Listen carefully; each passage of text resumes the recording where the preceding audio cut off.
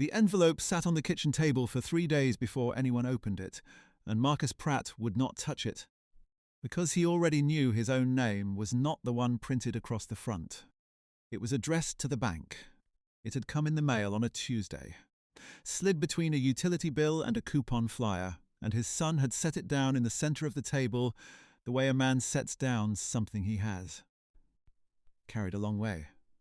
Marcus had worked for 31 years, and for the last 14 of them he had worked 3 jobs at once.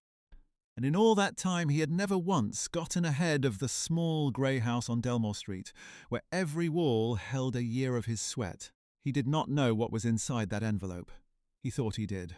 He was wrong, and the shape of how wrong he was would take 3 days to open.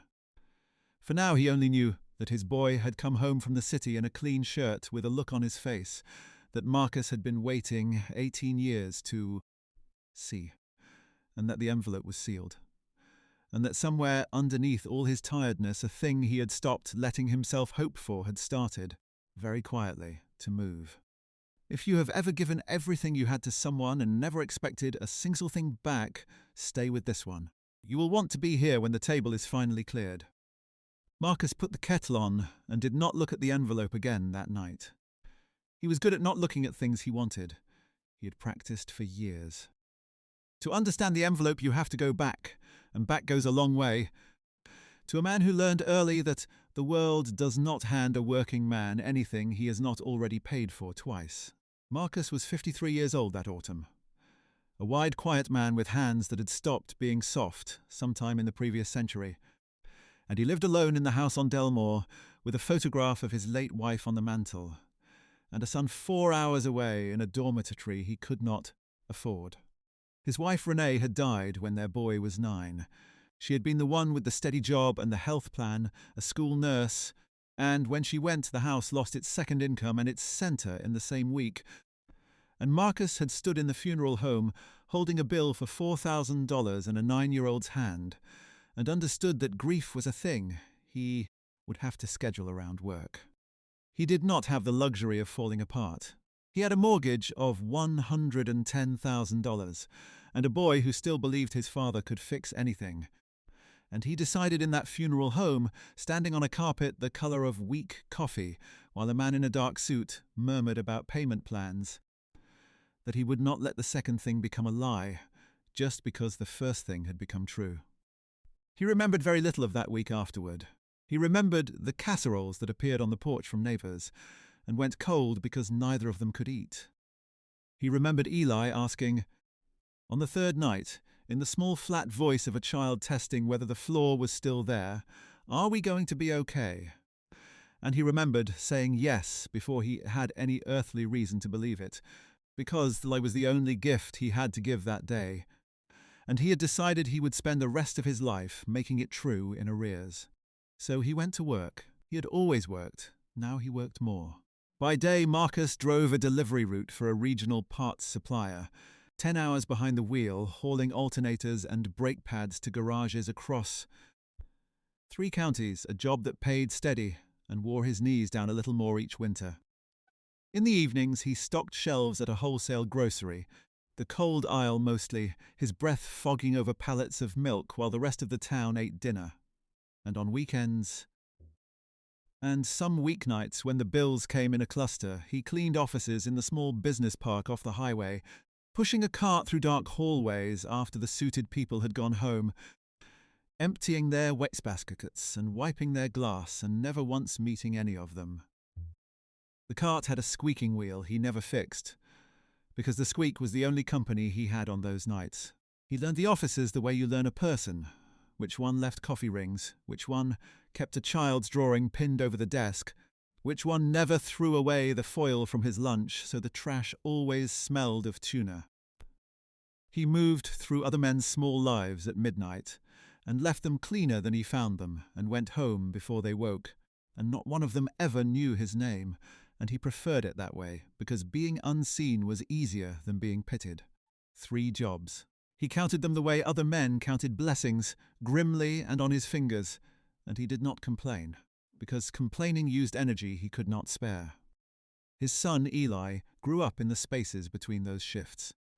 He grew up doing homework at the wholesale groceries break table while his father stocked the cold aisle, grew up falling asleep in the delivery truck's passenger seat on Saturdays, grew up understanding, without being told, that the reason there was always a dictionary in the house but rarely new shoes was that his father decided which one mattered more.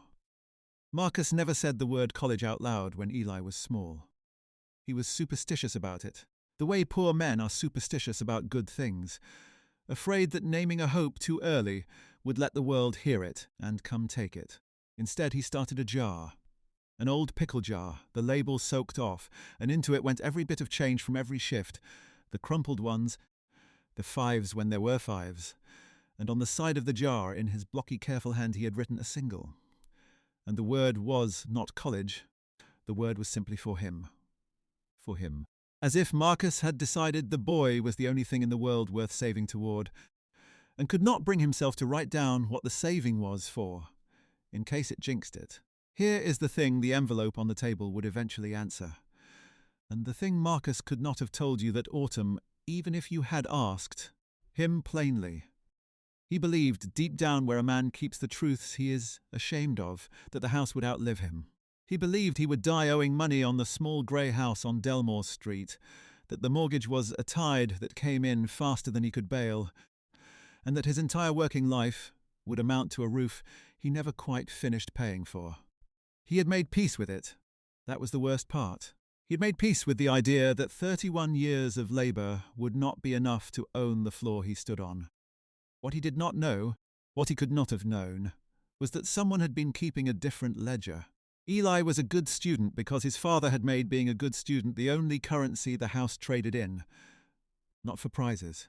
Marcus never offered money for grades. He had none to offer. The currency was simpler and harder. When Eli brought home a report card with the right marks on it, his father would read it slowly at the kitchen table, run one thick finger down the column, and then he would look up and nod once, and that nod was the entire economy of their house. Eli chased it for 18 years. He was 11 the first time he understood what his father actually did. Walked the 2 miles to the business park after a school event ran late, looking for a ride home, and he had found his father in a glass-walled lobby on his knees, scrubbing a coffee stain out of carpet under a conference table, in a uniform with another company's name on the chest. Marcus had not seen him at first. Eli had stood at the dark glass and watched his father work, watched the careful, circular motion of the rag, the way the big shoulders moved, the way he checked his own work and scrubbed again. And something in the boy had broken and reset into a harder shape that night. He never told his father he had seen. He simply began to study like a person paying off a debt. By high school, Eli was the kind of student teachers wrote letters about. He took every advanced class the underfunded school offered and then taught himself the ones it did not. He worked a part-time job of his own, bagging groceries, and tried to give the money to his father. And his father refused it every time with the same 4 words. Put it toward you.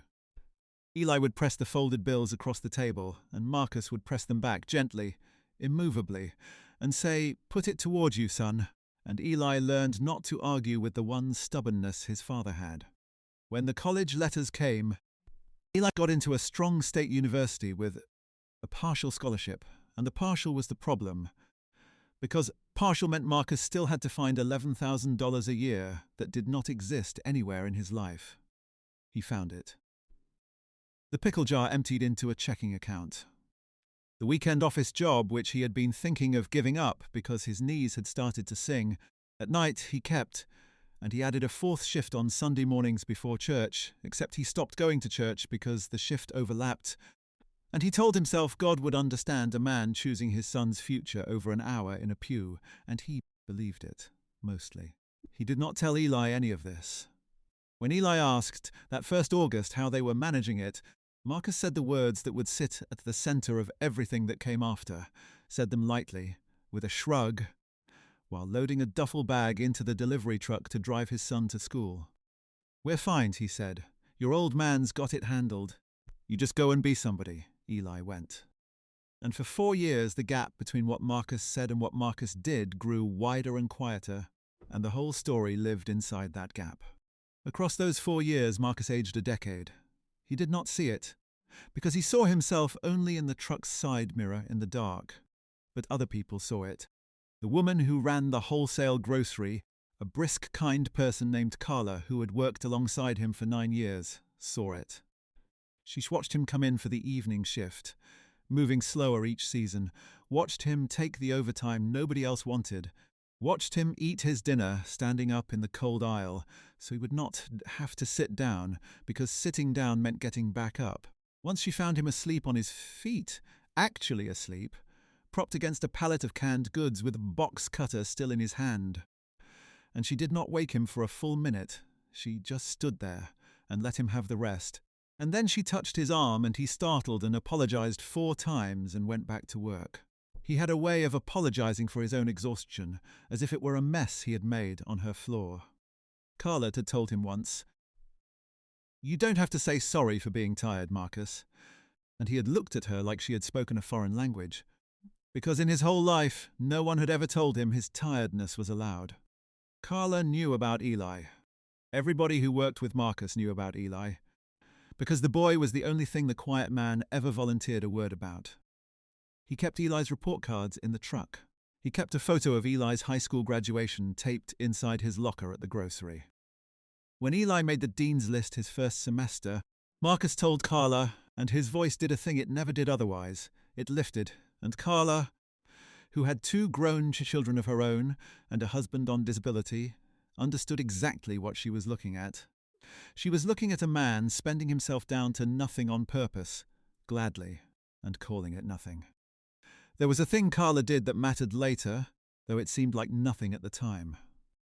She started keeping back the dented cans and the day-old bread, the things the grocery wrote off, and leaving them in a bag by Marcus's locker without a word. And Marcus took the bag without a word, because both of them understood that to speak about it would make it charity instead of what it was, which was one tired person seeing another. Marcus ate a great deal of dented canned soup across those 4 years. He paid the mortgage every single month, late twice, never missed, and the balance came down with the agonizing slowness of a thing pushed uphill from 80,000 when Eli started towards 70, and never seeming to fall faster, no matter how many shifts he stacked, because the interest ate the gains and the tuition ate the rest, and Marcus did the math in his head on long drives and always arrived at the same answer, which was that he would be paying on this house when he was 70, if he lived to 70, which the way his knees felt he was beginning to doubt. He did not tell Eli he doubted it. He told Eli the dean's list was wonderful. He told Eli to keep his head down and finish strong. He drove the parts route in the rain and stocked the cold aisle in the dark and cleaned the offices on Sundays, and did not tell his son that the price of the boy's diploma was the father's whole remaining body, because in Marcus's accounting that was not a price. That was the point. That was what the money was for. That was what he was for. Have you ever loved someone so much you hid the sides of it from them on purpose, so they would not have to carry the weight of being loved that much? Marcus had been doing it for 18 years. Eli, 4 hours away, was not as blind as his father believed. He had seen the carpet and the rag when he was 11, and he had never stopped seeing it. In the city he studied accounting, which is to say, he studied the thing his whole childhood had been, the brutal arithmetic of a dollar against a need. Except now it had a name and a profession attached, and he was good at it. Frighteningly good. The way a person is good at the thing that nearly drowned them. His professors noticed him. In his 3rd year, a firm that recruited from the university noticed him too. One of those quiet, well-regarded accounting firms downtown. And the man who noticed him was a senior partner named Wilson Grant, a black man in his early 60s, who had come up from nothing himself and had a particular eye for students who studied like the rent was due. Wilson Grant interviewed Eli for a summer internship and asked him, near the end, the throwaway question interviewers ask, "What made you choose this field?" And Eli, who had rehearsed a polished answer about systems and order, opened his mouth and instead told the truth. He told Wilson Grant about a glass lobby and a man on his knees with a rag, and a uniform with the wrong name on it, and a pickle jar with the word for written on the side. He told him about the dictionary that was always new and the shoes that never were. He told him about the nod at the kitchen table that was the only allowance his father ever paid, and how he had chased it for 18 years, and how he had decided somewhere around the age of 11 that he was going to learn the math that had nearly drowned his father until it could not drown anyone in his family ever again. He did not mean to. It came out of him, and Wilson Grant, who interviewed 40 students a year and forgot most of them by Friday, sat very still and did not forget. The internship became a standing offer. Across that last year of school, Ely worked at the firm part-time and learned the trade under Wilson Grant's eye, and the older man watched the way the young one treated every client's small account as if it mattered as much as the large ones, and understood where that came from. They did not talk about Marcus again directly.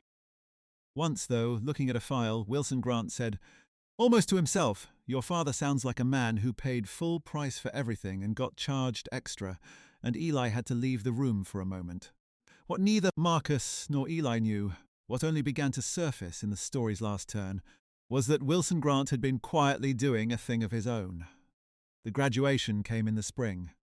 Marcus took the only 2 days off he had taken in 4 years, traded shifts and begged and drove the 4 hours in the parts truck because his own car had finally died, and he sat in a folding chair in a hot gymnasium among families dressed better than he was in the one good shirt he owned, and he watched his son walk across a stage in a gown the colour of deep water and take a rolled diploma from a stranger's hand.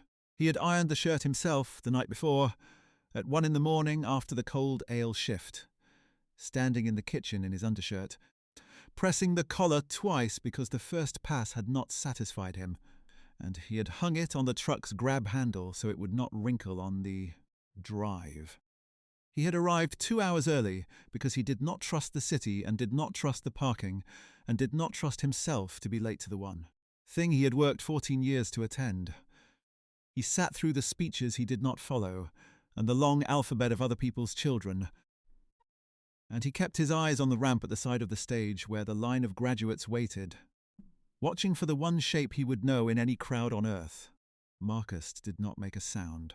The man beside him wept openly for his own daughter, and Marcus envied him the ease of it, the permission, but Marcus had spent his crying allowance years ago in a funeral home, and had none left. So he sat with his big hands flat on his knees and his jaw set and watched the only thing he had ever made that mattered become a man with a degree.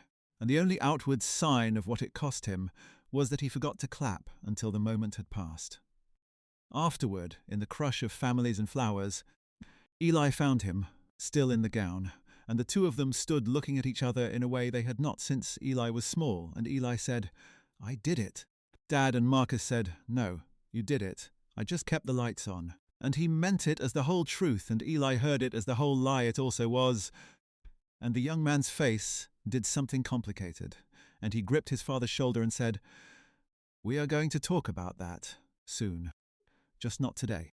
Today you just let me buy you a bad gymnasium hot dog and be proud of yourself for 1 hour." And Marcus, who could not remember the last time anyone had bought him anything, let his son buy him a hot dog and ate it sitting down on a bleacher, and for 1 hour the arithmetic in his head went quiet. He drove home that night and went back to work the next morning. The route, the cold aisle, the offices. Nothing changed. He had not expected it to. A degree was a beginning for the boy, not an ending for the man, and Marcus understood his role was to keep being the floor his son stood on for as long as his knees would hold him up, and he settled back into the rhythm of his 3 jobs, the way you settle back into a coat you never really take off. But Ely had meant what he said in the gymnasium. Soon. Ely started at Wilson Grant's firm 2 weeks after graduation as a full salaried staff accountant, and the first thing he did, before he furnished his small apartment, before he replaced the shoes he had worn through, was something he had been planning in silence for over a year. He had a copy of his father's mortgage. He had taken a photograph of a statement off the kitchen counter 2 Christmases ago and never said why. He knew the balance to the dollar, $68,412. He knew the lender, the account number, the payoff procedure, because he was an accountant now, and finding out such things was simply the shape of his hands. What he did not have on a starting salary was $68,000. He had his first paycheck, which after taxes and the deposit on the apartment was not nearly enough, and he sat in that empty apartment with the number in front of him and felt the old childhood helplessness rise up, the feeling of $1 against a need too big for it. He had no furniture yet. He sat on the floor with his back against the wall, and a borrowed folding table in front of him, and the mortgage statement laid flat on it under the bare bulb light. And he ran the figures 3 times the way his father ran a report card, slowly, one finger down the column. And 3 times the answer came out the same, which was not enough, not nearly, not for years. He thought about the carpet and the rag. He thought about the squeaking cart he had never seen but had imagined 1,000 times. His father pushing it down a dark hallway at midnight so that a boy 4 hours away could sit in a lit classroom. He felt 11 years old again, standing at the dark glass, and the helplessness of it pressed down on him exactly as it had then. And then he did the thing his father had taught him without ever meaning to. He did not give up. He went to the one person who might understand. He went to Wilson & Grant. He went into the senior partner's office on a Friday evening, when the firm had emptied out the way the business park used to empty out before his father cleaned it. And he laid out the whole thing, the 3 jobs, the pickle jar, the carpet and the rag, the $68,412 standing between his father and the first owned floor of his life. He was not asking for money. He wanted to know how to structure it, how a young man with one paycheck and a good future could responsibly attack a number like that. What instruments existed, how fast it could be done. He came as an accountant to an accountant. And Wilson Grant listened to all of it with his hands folded.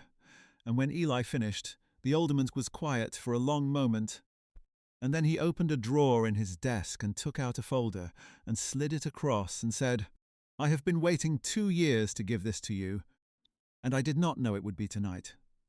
Inside the folder was a record. For 2 years, since the interview where a young man told the truth he had not meant to tell, Wilson Grant had been quietly setting aside a portion of his own bonus into a separate account, a thing he had done once before in his life, for a reason of his own and had told no one, and he had labelled the account in his careful hand with a single word. And the word, when Eli read it, made the room go very far away. The word was for Wilson Grant had not known the man Marcus. He had known only the story of him told once by an exhausted, earnest student, and that had been enough, because Wilson Grant had had a father of his own who died owing money on a house, and the wound of it had never closed.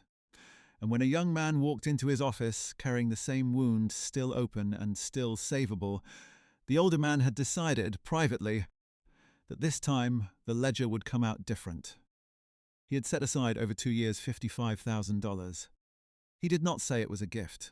He said it was an investment in a colleague's family, structured as a no-interest loan that the firm would forgive in thirds over 3 years of Eli's continued employment, which was a thing partners could do and rarely did, and the legal language existed to make it clean, and Wilson Grant had drawn it up months ago and kept it in the drawer waiting for the young man to find his own way to the question. 55,000. Eli had a little over 13 of his own, saved and scraped from the part-time year and the signing of his offer. The arithmetic, for the first time in the Pratt family's history, came out on the right side of the line. The 2 of them sat in the empty office and did the math together, an old accountant and a new one, and it worked, it actually worked. And Eli put his face in his hands and Wilson Grant let him, the way Carla had let Marcus sleep against the pallet, the way kindness lets a person have the moment they need before touching their arm. Then the older man said, "There is one condition, and the condition is that you are the one who pays it off, not me, in your name with your hand. My part is only that you had enough to do it with. The rest is yours. That is how it has to be." Eli understood. It was the same stubbornness his father had, dressed in different clothes. The check, when Eli cut it, did not look like the end of anything. It was an ordinary check, the firm's account, his own signature beneath, made out to a regional mortgage lender in the amount of $68,412, and he sent It's certified mail with a letter requesting the deed be cleared and mailed to the property address, because he wanted the proof to arrive at the house Delmore Street in his father's hands, on his father's table. He could have told Marcus over the phone. He did not. He understood, being his father's son, that some truths have to be held in the hand to be believed, and that a man who had made peace with dying in debt would need to touch the paper that said otherwise before the peace would break and let the joy in. So the envelope came on a Tuesday, addressed to the bank in care of the homeowner, and it sat on the kitchen table for 3 days, because Eli had driven up that weekend to be there when it was opened, and had asked his father, "Please, just leave it until I come," and Marcus, mystified, had left it. Now it is the 4th day, a Saturday, and Eli is home, and the two of them stand in the kitchen of the small grey house, with the envelope between them, and Marcus, who has carried alternators and brake pads and pallets of milk and a nation of other men's wastebaskets, will not pick it up. "You open it," he says. "It's got the bank's name on it. Nothing good comes from the bank," and Eli says, "Open it, Dad." And Marcus, 53 years old, with his late wife's photograph watching from the mantel, and his son watching from across the table, finally picks up the envelope his boy carried home, and tears the end of it with one blunt finger, and slides out the single-folded page, and reads it. It is a deed of release. It says the mortgage on the property at the named address has been satisfied in full, and the lien removed. It says the homeowner owns the house.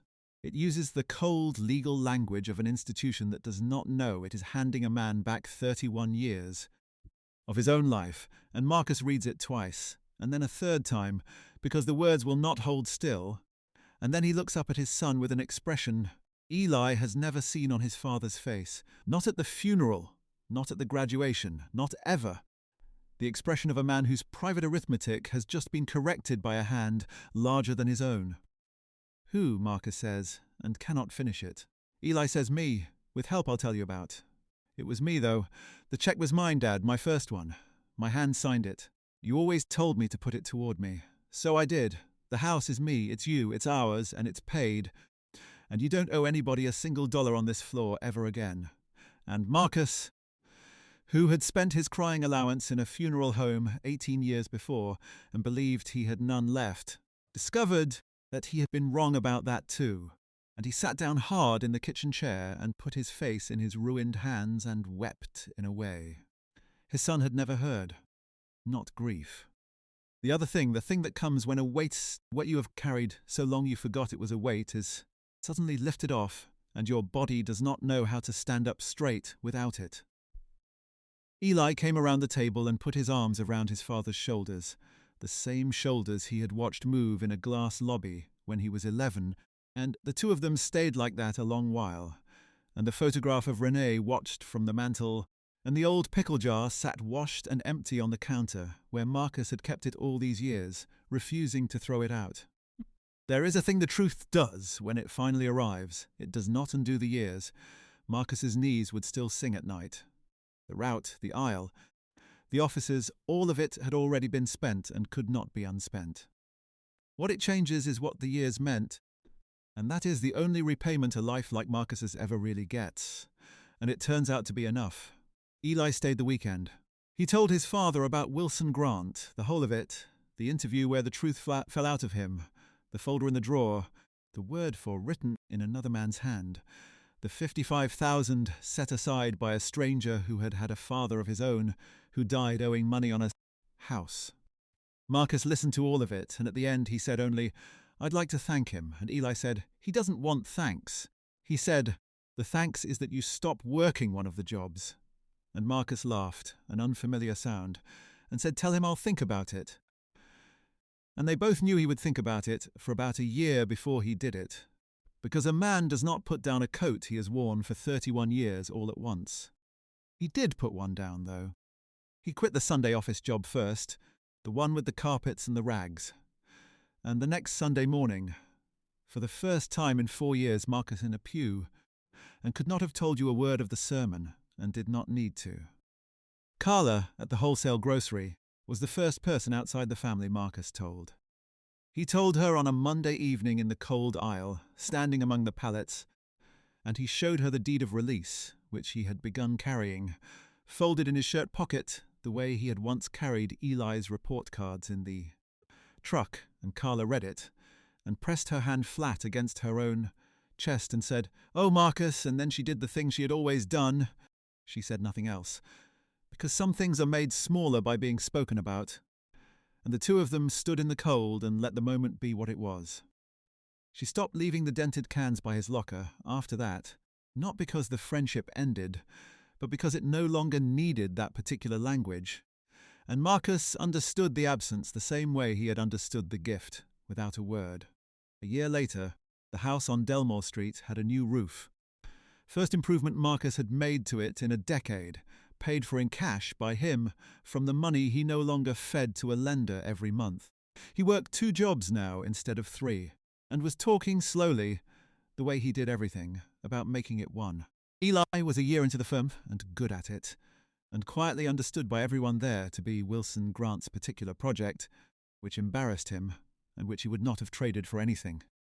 The pickle jar still sat on the kitchen counter, washed and empty, and one evening when Eli was home for a visit, he picked it up and turned it in his hands and read the word on the side.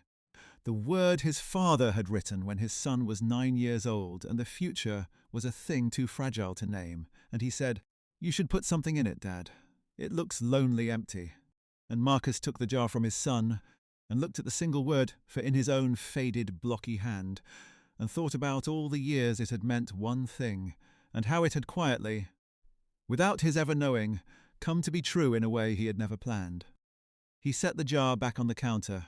He took the deed of release out of his shirt pocket, the folded page he carried everywhere now, and he opened the jar and put the paper inside it, the proof of the owned floor folded down into the vessel that had paid for the boy who bought it, and he screwed the lid back on, and set it in the window where the morning light came through, and the two of them looked at it.